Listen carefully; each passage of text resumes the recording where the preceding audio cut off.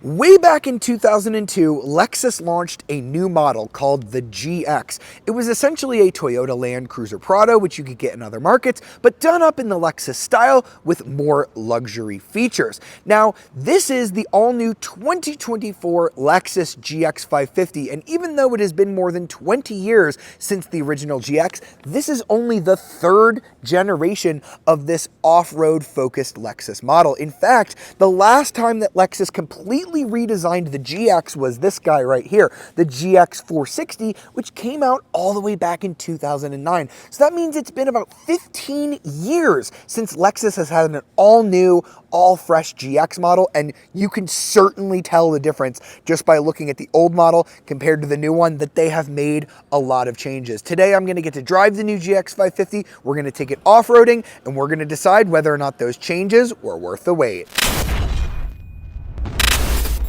All right, so we're gonna start off with an exterior walk around of the new GX 550, and I love the fact that they put out a GX 460 for us to really compare and contrast how different these vehicles look. The GX was always kind of an awkward shape, very tall, kind of narrow looking, especially when you look at it straight from the front end. And then it just got busier and busier as Lexus decided that every single model in its lineup had to have this crazy big spindle grille. And I just don't think it ever fit the GX very well. I like it pre-facelift when it didn't have the spindle grille, and then they added it and it just kept getting weirder and weirder looking. The new GX 550 is a total departure. It's boxier, it's ruggeder, it's more rugged. It looks so darn cool. Honestly, this looks like a Japanese Land Rover Defender or a Mercedes G-Wagon if you really wanted to go that far. It is so cool looking, just such a different proportion. You're going to notice that this is so much wider looking at them from the front. It's actually 3.74 inches wider, and if you get the Over Trail, which is a new off-road trim level, it's actually going to be over 4.5 inches wider than this old GX 460. This one that we're looking at is the luxury trim, so a little bit towards the top, but not the top model that you can get. You can also get a luxury plus model that is a little bit more expensive, but this is a more on-road focused looking GX. We've got this nice gray color. I think it looks really cool in this gray color, although there are some better colors available. We once again have the spindle grille, but you can see it doesn't just go down and down and down and down. It kind of ends, giving it just such a better look. You can actually get some skid plates and things like that to make this a very good overlanding vehicle. I love the updated headlights as well. They also have like kind of a reverse bulged hood, whereas the GX 460 has kind of the bulge in the middle there. This one has the bulge on the kind of edges, so you can kind of see past the hood a little bit better. We've got 20-inch wheels on this. You can get all the way up to 22s if you go to the Luxury Plus model. I think the 20s look right on this car. The 22s actually look really big on this kind of car. You can actually go down to an 18 on the Over Trail. Those ride on 33-inch all-terrain tires, so that's kind of more of your off-roady look. This is kind of your more plain look. You've got these really cool square mirrors here on the side. They really remind me of the old FJ Cruiser.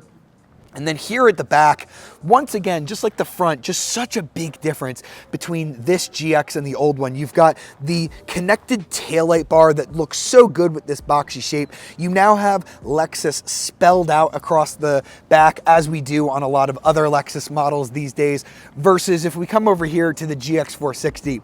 This thing was just super weird looking with these weird kind of small taillights, just a totally different vibe. I think Lexus did an absolute design knockout with the 550. Now moving over to the GX 550, the first thing you're gonna notice is normal top opening power liftgate. Now the interesting thing is here, I've noticed that the rear trunk space actually looks a little bit bigger here. You have a lot more room from the third row back. Again, it's not a lot of room, but it is a little bit more in terms of like your horizontal space. However, if you actually look at the numbers, the GX 460 actually had 11.6 cubic feet of space, and this only has 10.3. I'm gonna go ahead and guess that a lot of that space is up here because this one is a little more upright, but that's not really space that you're going to be able to use much. So overall, I think the space is actually a little bit better on this GX 550 model. Now, you can get a power third row. You get some buttons right here. They're a little bit slow. You have to kind of hold the button down. You can't just push it and leave it on Lexus. So I actually don't mind. This one actually has the non-power seats. So super easy to just kind of drop them down. You are going to have to pull this tab up here to drop the headrests first, and then you can drop down the seat. That is going to open up the trunk space much more significantly. You're going to have 40.2 cubic feet of space back here, but interestingly, you actually got a little bit more space again in the GX, 46.7 cubic feet of space. And I think the real difference there again is going to be that vertical space. But again, this is actually a really nice amount of space. Something to note, if you do get the Overtrail trims, either the Overtrail or the Overtrail Plus, they do not come with a third row. So the floor back here is a little bit lower, so you are going to get significantly more trunk space. 45.6 cubic feet with the second row up. That's about 5 cubic feet more. And the overall storage space is going to go up from 76.9 in this 3-row that we're looking at, all the way up to 90.5 in the Overtrail models without the third row. So if you don't need the third row, you are getting a lot more space. And now let's go ahead and check out how crazy different this new GX 550 is on the inside. For that, I've taken this white Luxury Plus model. So this is the top model. I just wanted to show you all of the bells and whistles that are available on this car. These are the giant 22-inch wheels that you can get on this car. And when you get to the Luxury Plus, you actually get a power retractable running board. A running board is going to come standard on all GX models, but that's just to show you the little differences there on the outside with this Luxury Plus model. When you open the door, the running board is going to power retract. You can shut that off if you're, off-roading and you don't want to get it damaged. Now we have this really nice two-tone interior. We've got the brown and the black with this really cool stitch pattern. These are heated and ventilated seats, and for the first time ever on a Lexus product, massage seats on the front. You used to be able to get just massage seats in the back of the LX 600. I should say this is the first time massage seats on an SUV Lexus front seat, because I believe the LS 500 also has them as well. These are a really good massage. Not as many modes as like Mercedes offers, but these do feel really, really nice. Now, as we step on in, we're going to see that the cabin is so very different from what we got on the GX 460. And that's to be expected because the GX 460 came out way back in 2009. You're going to notice here on the dash a 14-inch screen. This is very similar to what you get on other Lexus products like the NX. Nothing is really different here with that. All of the good stuff, wireless CarPlay, wireless Android Auto, big screen. This all comes standard, which is great.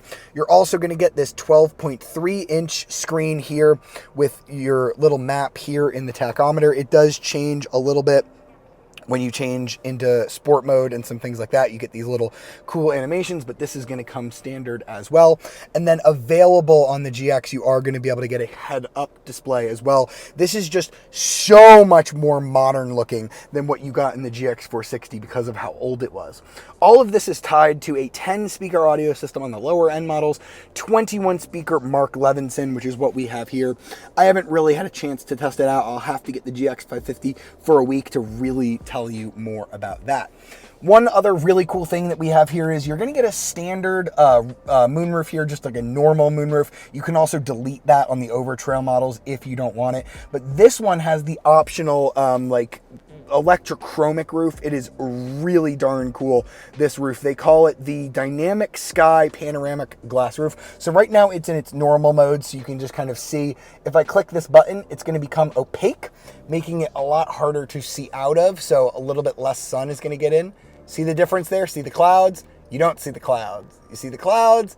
You don't see the clouds. Now, this does a really good job of blocking the sun out, but the thing that I really like is it doesn't just go electrochromic. You also get a full shade, so you can really block out those UV rays if you're somebody that burns easily. So that is a really nice touch as well. Overall, I really think this cabin is a huge upgrade. We've got some nice cup holders here, wireless charger here. We've got our diff controls, which we'll talk about a little bit more when we get out on the road. And I do like that there's this little cubby here in front front of the passenger. It's very subtle. I almost didn't even notice it when I first got into this vehicle, but overall a really, really nice cabin in here. Moving into the second row, you are going to be able to get the GX 550 with two different options. You can either get a 60/40 split folding bench seat back here, or you can get these optional captain's chairs that have this little armrest right here. You also get some cup holders here in the middle between them. Because we have a higher trim level, we've got our own climate controls with heated seats back here. You cannot get ventilated seats in the second row of a GX. We also have some USB-C ports down here, which is quite nice. Our air vents are going to go ahead and be up there on the ceiling. The leg room is not amazing for this size of vehicle. Again, if you want more leg room, you should probably be looking at the Lexus TX, which is the crossover, which has a lot more interior space than a body on frame vehicle like the GX here. But I have a decent amount of room. I don't have any slide features. I can recline the seat. I do also have sunshades here as well. And then because we have one of the more on-road focused ones, we do have a third row as well. You tip and fold these seats. They tip and tumble like so. So very body on frame. You're not going to be able to have a car seat in here and also be able to tip the seat forward. Might be a reason why you want to get the captain's chairs. So if you have kids that are small enough, they can kind of squeeze in the middle here to get into the third row.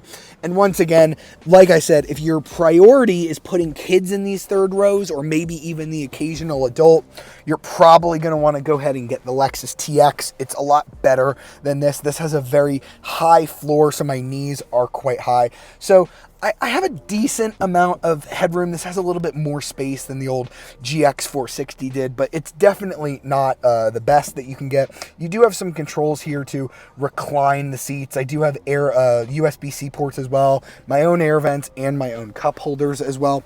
And it is pretty easy to fold these seats, so you can get manual seats back here. Actually, this third row can be manual. These ones are actually the power ones. So in addition to having the switches there in the trunk, you also get them here in the second row. So we can go ahead and watch them fold down. Those headrests are going to go down. I really like how those seats kind of collapse by themselves here with the power row. And that's how you put the third row seat down. All right, so now let's get behind the wheel of the all-new Lexus GX 550. We're starting the day off in a luxury plus trim level, so this is much more of an on-road spec than what you're going to get from the Over Trail and Over Trail Plus models, which ride on smaller wheels with all-terrain tires. But I think most people are going to take their GX on the road most of the time, so I think this is the more important part of the vehicle. So we're going to talk about all the changes here from the GX 460, and they are some major ones, because the last time the Lexus GX was actually majorly overhauled was back in 2009. I think we were still on like the iPhone 3GS, and now we're on like the iPhone 15. So that's just to put it into a little bit of perspective for you. So gone is the old 4.6 liter V8 engine. It's been replaced by a twin turbo V6 that displaces about 3.4, 3.5 liters. It's somewhere in between there. This is not a new engine. We've seen this engine starting in vehicles like the Lexus LS 500, but we've also seen it more recently in vehicles like the LX 600 and the Toyota Tundra. I can already hear the groans of, oh, I can't believe Lexus is going to hurt its reliability by switching from a tried and true V8 to a twin turbo V6, but come on, this is Lexus. This is still going to be a really reliable motor, and the reason why they switched is because you're getting so much more power from so much less displacement. The old V8 only made 301 horsepower and 329 pound-feet of torque, and because it was so heavy, those numbers really didn't feel like all that much. This new twin-turbo V6 produces 349 horsepower, so 48 horsepower more, but the torque is the real benefit. It goes from 329 to a whopping 479 pound-feet of torque. That is absolutely game-changing when it comes to off-roading, when it comes to passing power. You have that torque lower down as well. I think it's like 1800 RPM lower than peak torque hit in the GX 460. So all you really need is a little bit of light throttle. You get that nice turbo shove. This thing feels so much quicker than the GX 460 that it replaces. In fact, the 0 to 60 time, not that it matters on a vehicle like this, it goes down from 7.5 seconds in the GX 460 to just 6.5 seconds here on the 550. The other thing improving the performance here is the the transmission. The GX 460 was so long in the tooth that it only had a 6-speed automatic transmission. Now that came as an issue when it came to things like off-roading, passing, like it would have to jump down gears. It was kind of never in the right cog. It didn't have enough cogs to kind of feel smooth. You could really feel those gear changes when they've happened. This 10-speed is so great. It shifts so smoothly. It's a little bit slow to give you like the lowest possible gear when you're just driving around in comfort mode, but we do have the drive mode selector here, and when you put it into the Sport Plus setting, you get a lot more pumped in noise. Does it sound as good as the V8? No, not really, but the pumped in noise does give you that nice low growl that you would kind of want from a vehicle like this, and the 10-speed is just such a big improvement over the 6-speed. So honestly, with all of this extra torque, this thing just feels like it's in a completely different league from the old 460. Oh, such smooth, buttery power delivery. The one thing that I will say, this was definitely a power play from Lexus to put this twin-turbo V6 in. It wasn't necessarily an efficiency play because it gets the same MPG in the city, just 15 miles per gallon. It does do better on the highway by quite a bit. You're going to get 21 MPG versus 19, so it's up by 2. But it's really only up 1 MPG combined from 16 to 17 miles per gallon. So the switch to the V6 wasn't really to improve fuel economy that much. It was more for power. We are going to get a hybrid model later on. It's not going to be available at launch with the GX 550, but that's going to actually go down to a 4-cylinder, a 2.4 liter. It's going to be pretty much the same drivetrain you're going to get in the Toyota Land Cruiser, but because it's a Lexus, they've tuned it to produce a little bit more power. It's going to have 362 horsepower. I don't actually know the torque figure for it. So even though it does have 2 fewer cylinders and 1 fewer turbo than this drivetrain, it's actually more powerful, and it should be more efficient as well. Some of the other big improvements that we've got to talk about here are towing capacity.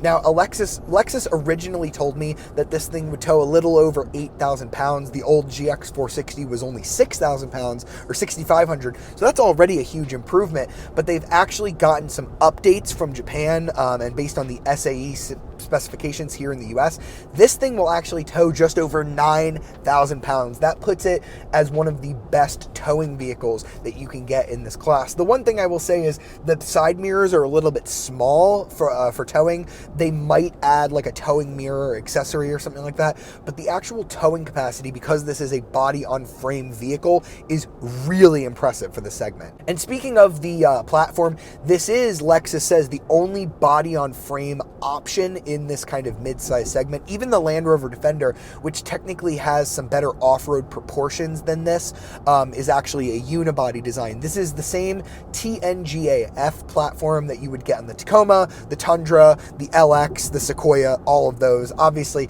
they cater it a little bit different size-wise and suspension-wise for this new GX. We do have a full-time 4-wheel, all-wheel drive system with a Torsen limited slip center differential. You can add a rear locking diff, but that's only available if you get the Overtrail models. I'll talk a little bit more about locking differentials and all that stuff when we do our short off-road segment, but the point that I want to bring home here is that this is a much more competent car on the road than the old GX 460 was. They've switched from hydraulic to electric steering.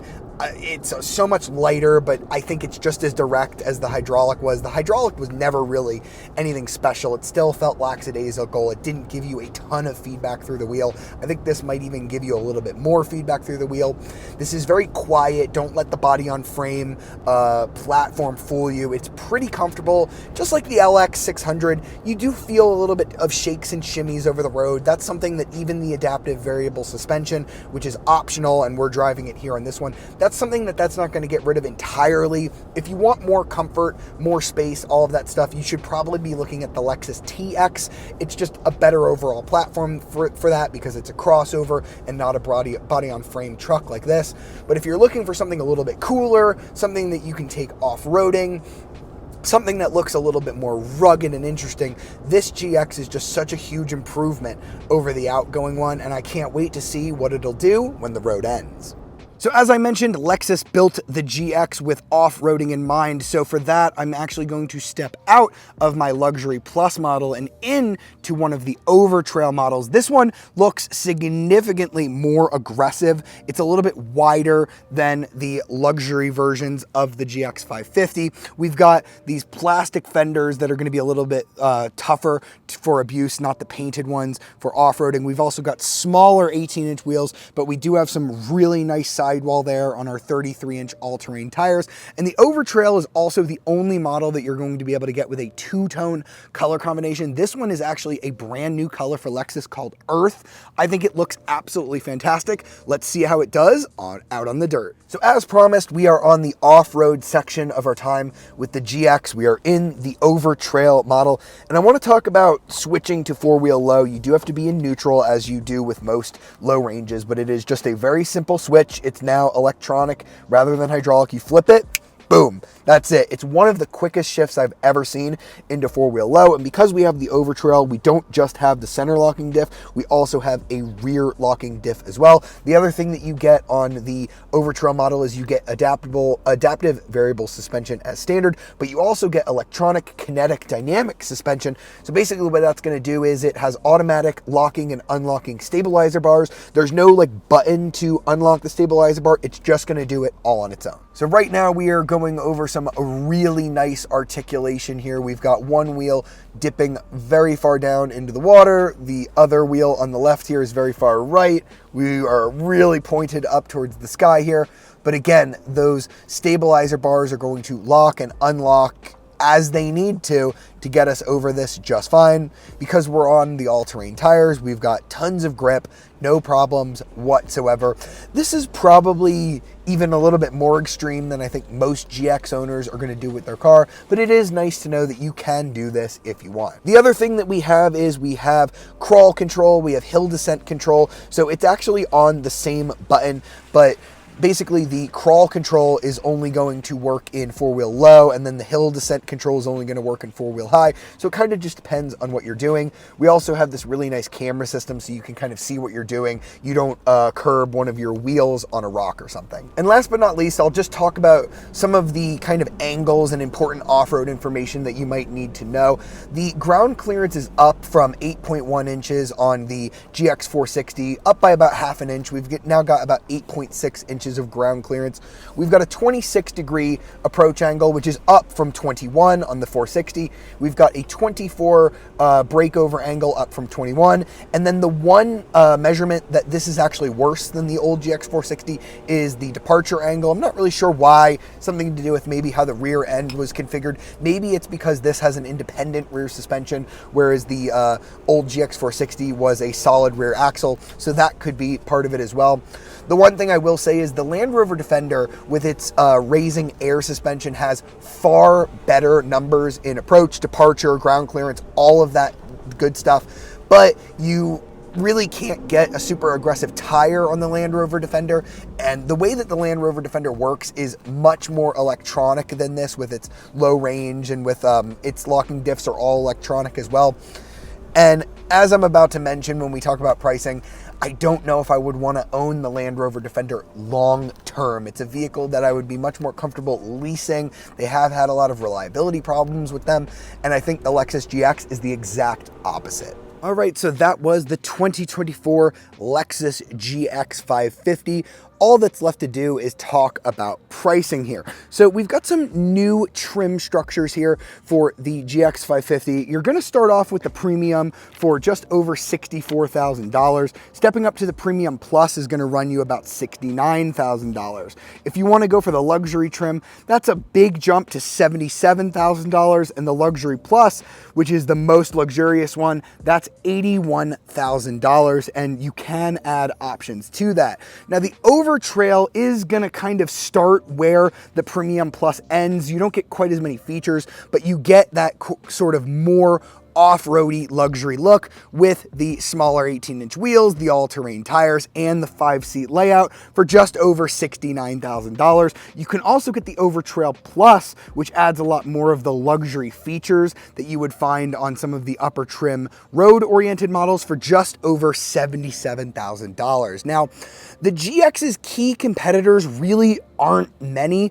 I would say the closest thing is going to be the Land Rover Defender, which is not a body-on-frame vehicle.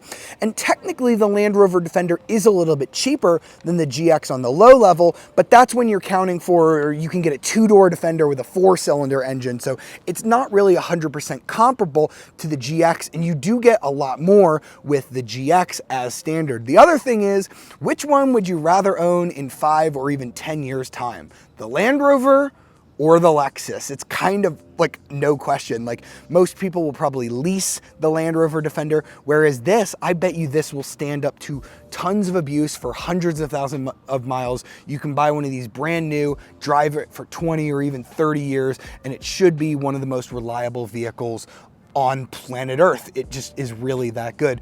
With the new GX, I kind of question why anybody would even step up to the bigger Lexus LX. It's not that much more spacious, and it's actually a little bit less off-road capable. There are some more off-road capable options. I mean, you can get a Jeep Wrangler or a Ford Bronco, but those are not like very refined or luxurious. The Land Rover Defender does, I think, still hold the advantage off-road. So if you are just somebody who lives outdoors and you're going to be climbing mountains all the time, maybe the Defender is the better option. But I think that for the casual off-road user, you can just get one of the on-road trims of the Lexus GX, or if you just like the look of the Overtrail, you can go ahead and get that too. Actually, let me know in the comments, would you get either the premium or the luxury GX models, or would you go for one of the Overtrails? I'm really interested to hear which one caters to you more and which one you would buy.